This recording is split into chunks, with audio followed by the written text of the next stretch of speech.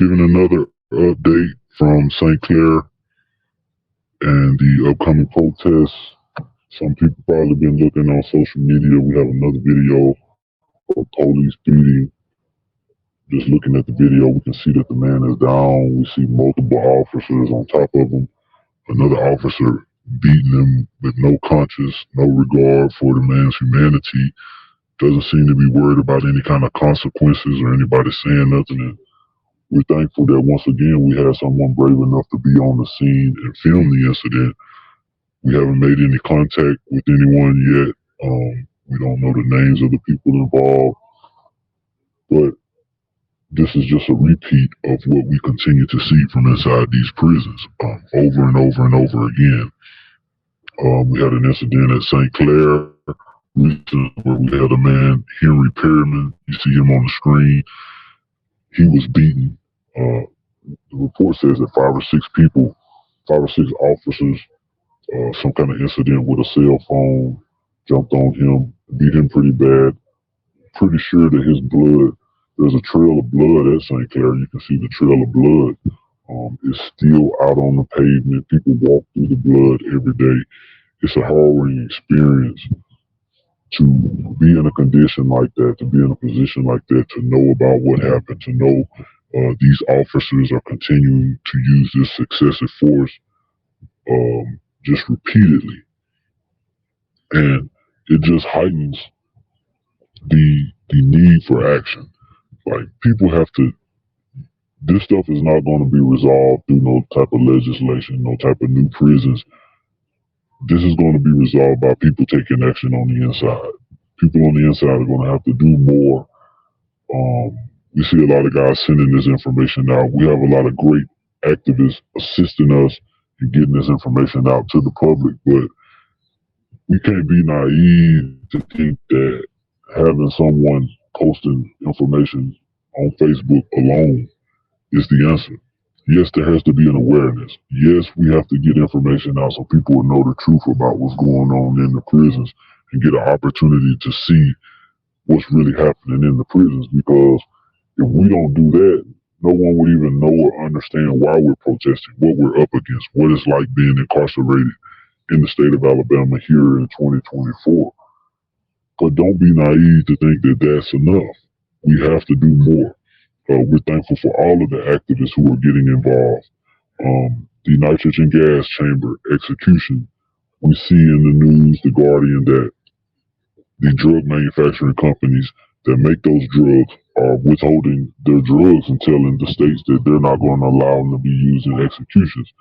They didn't just do that on their own. There are activists out there that targeted these companies that make these drugs. That's the reason why they had to change the protocol, because the other companies that they had were successfully targeted and they were forced to stop.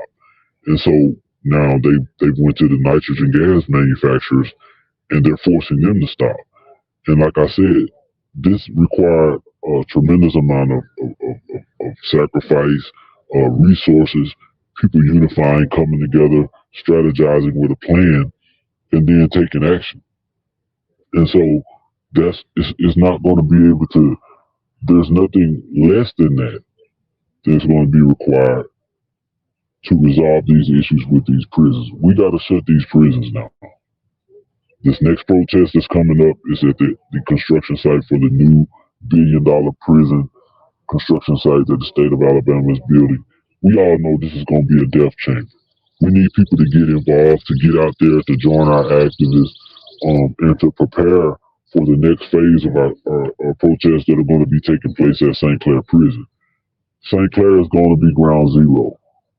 We need everyone to mobilize to St. Clair, because everything that's going on in all the other prisons is taking place at St. Clair.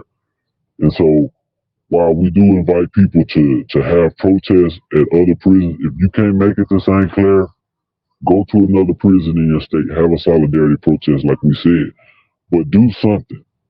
Don't just rely on, a Facebook post alone. And then most people are afraid to even post on Facebook. The level of fear is understood. Like, no one's calling anyone a coward or anything like that. We understand why people have fear, legitimate fears. But you can't be defined by your fear. You can't be uh, put in so much fear that you don't want to do anything. And we really literally have people who are afraid to do almost anything. And then we have guys that want to take advantage of the fact that we have activists that are out here to assist us. And they'll make phone calls and they'll send them information and they'll tell them what's going on. But they're not willing to do something for themselves. And there's something wrong with that picture. There's something wrong with that picture. And we see the activists come, they're telling us they're not here as saviors. They cannot liberate us. They're not here to liberate us. We have to do something ourselves. We have to be responsible for our own fight. And they're going to be there to support us and to make sure people know what's going on, to make sure the truth is getting out there. And they're doing a great job of that. But we need to take more action. The boycotts, the canteen, they still have limitations on canteen around the state. The state of Alabama continues to limit the amount of what we can purchase off of the store. And that's fine. As far as we're concerned, they can take the whole canteen and don't run it ever again. That's where we are with this because all of that stuff is being used against us. You know, that money is going back into their bank. It's going back into their coffers. And they're re-upping on chemical agents. They're re-upping on nitrogen gas. They're re-upping on sticks and boots and everything that is being used to oppress us. So we have to stop being complicit in that. We have to stop supporting our own oppression. And we have to overcome our fear. And we have to do it for a sustained period of time. It's not going to work, in a week or a couple of weeks, as we said. I don't want to keep reiterating that. We had a situation to St. Clair where multiple people overdosed off of drugs. Multiple people are in the hospital. One person we know is confirmed dead. There's a possibility that two people are dead. We had another beating. We've had so many assaults by these officers that we can hardly even keep track of. Like, we can't keep track of all of the use of force incidents that are taking place right now. And that's a powder keg. That's a recipe for disaster. They allow us to beat and brutalize on each other. They're beating and brutalizing on us. None of that is solving any of our problems. We're behaving like this because of the problems that we have and because of our frustrations and anxieties, and even to the extent that it's causing mental health issues. Like, we understand the nature of the problem, but we also know what the solution is, and we see the word shutdown in our flyers and information. We have to do more than just shut down. Like, these jobs, we have to rebuild this culture. We have to come up with a new culture and understanding of what it's going to take. Like, there's no reason why a person coming into prison should be taking any job. Like, we should not work any job in these prisons, period. Not for this amount of days or for this reason. Like, we should not be working while we're inside a prison. No one should be working while they're inside a prison. Because for every time a person takes a job, that's how much longer he's guaranteed that he's going to be in prison. If we get up and keep working every day, then the days will be endless. The days will be endless before we ever see our freedom again. They don't have no motivation or incentive to change the laws until we do something to make them change. We have to change our behavior. We have to change our thought patterns. We have to change the way we think about ourselves, the way we deal with each other. But we have to reimagine and redefine what it means to be incarcerated. Like, we have to accept the fact that we're being held as hostages. We're prisoners of war. We're behind enemy lines. And when you cross that line and take those jobs, you're selling out your soul. Like, these jobs have to become taboo. No one should be working in prison anymore. That's something that started over 100 years ago when our ancestors were freed off of these plantations. That's what they created these prisons for, to continue that on. And here we are, 130 something years later, and we're behaving just as slaves. Like, we volunteering for the institution of slavery. Now, I remember Kanye West said he caught some flack for this. But you have to go beyond the words sometimes and try to go beyond the norm to comprehend something. And he apologized for his statements, but that statement is applicable to a degree with what you see going on in these prisons. We're volunteering for that.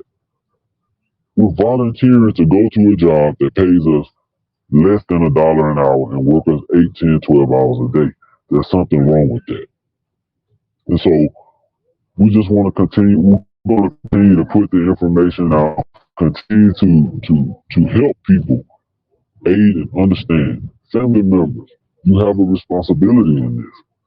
You have a responsibility in this to not enable, to not aid the state. If you don't accept that responsibility, if you don't accept that responsibility, we're going to keep on going on these social media platforms, going to these news stations, and we're going to continue to see one body, one dead body after another, one dead body after another. And everyone keeps saying, well, Governor KIV this and the commissioner that. Don't overlook yourself. Be critical. We need y'all to start having conference calls and start having conversations and talking about this stuff. They got us all afraid of each other. Nobody wants to talk about the pain. No one wants to talk about the suffering. We're not communicating. We got to communicate. That's what these webinars are for. The protest that we're going to have this upcoming Saturday, March 16th, it's an opportunity for people who have a common problem to come together. We need everyone to come together. This is not just about coming out here venting and screaming and hollering. But if you want to do that, come and do that also. But when all of that's over, get your information, write it down, give it to someone, and make sure that you know what's coming up next. That's what we need people to do. Make sure that you know what's coming up next and be there. We moved it from in the middle of the week to the weekend so that we can get more people involved. We're going to have protests during the week at the parole board. People are complaining about the parole board. Get to the parole board and make your voices heard. They're not going to change. You know, we can't live with a false narrative and lie to ourselves. Why would you lie to yourself? You know the parole board is not going to grant parole. Why would you lie to yourself? Why are we wasting resources that we could otherwise be using to mount a real challenge to these problems? And that's what we're calling on people to do. You know, we have a campaign going right now. We're asking people to help contribute with funds. You're looking at our PayPal account. We need those resources for many different reasons. Some we can say on the live and some we don't want to talk about. But no movement can sustain itself off of, the Bible says that man can sustain itself off of bread and water alone, but a movement can't. A movement needs resources.